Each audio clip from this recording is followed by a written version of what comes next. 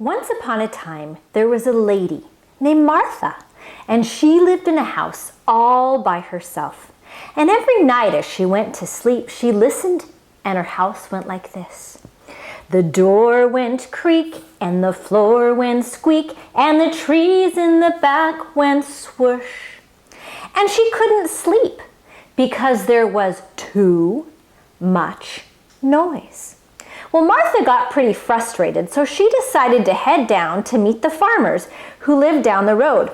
You see, every day they got together and they would all talk about everything in the world, and they could solve anybody's problem. So Martha thought, I bet you they can solve mine. So Martha headed down, and she walked down to these farmers, and she got down there, and she said to the farmers, "Hey farmers, you see, I got a problem. I can't sleep." Well, they said, "What happens?" "Well, every night as I lie in bed, I listen. And the door goes creak, and the floor goes squeak, and the trees in the back go swoosh. And I can't sleep because there is too much noise." "Oh," said the farmers, "I know what you can do. You should get yourself a cow." And Martha thought, "A cow?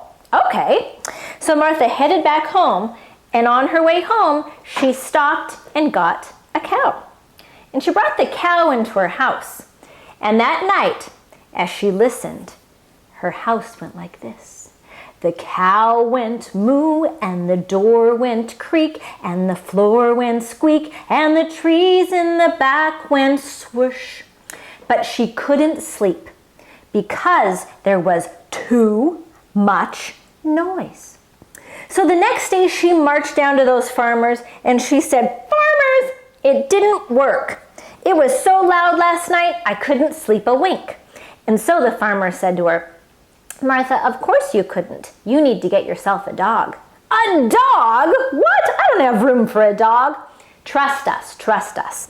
So Martha went back home, and on the way, what do you think she did? She picked up a dog, just like they said.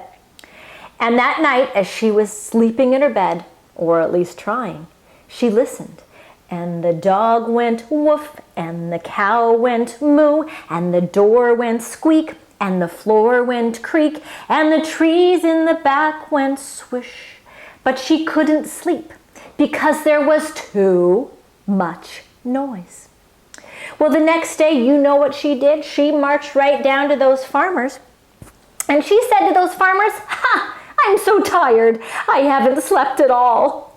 And they said to Martha, "Well, of course not. You've got to get yourself a rooster." "A rooster?" she said. "Absolutely." And so Martha headed back home, and on the way, what do you think she did? She listened to those farmers, and she got herself a rooster. And that night, as she lay in bed, she listened. And the rooster went cock-a-doodle-doo, and the dog went woof, and the cow went moo, and the door went creak, and the floor went squeak, and the trees in the back went swoosh. But she couldn't sleep because there was too much noise. And so that next morning, Martha marched down to those farmers and said, "This is not working." And those farmers looked at her and said, "Of course it's not. You've got to get rid of the cow. You've got to get rid of the dog. And you've got to get rid of that rooster, Martha." She said, "What are you talking about?" Just do it, they said. So she went back home, and she got rid of them all. And that night, she lay down in her bed, and she listened. And the door went creak, and the floor went squeak, and the trees in the back went swoosh. And it was so quiet, she slept all night long. And that is the story of Too Much Noise. The end. All right, so that is a fun story, and I want to tell you that once you get the basic premise of the story, you can make it your own, as long as you kind of keep that that structure of the story. You could add different animals. You could ask the children if they would like to name Martha. You could have a completely different name. I usually do that because then it brings some ownership to the story.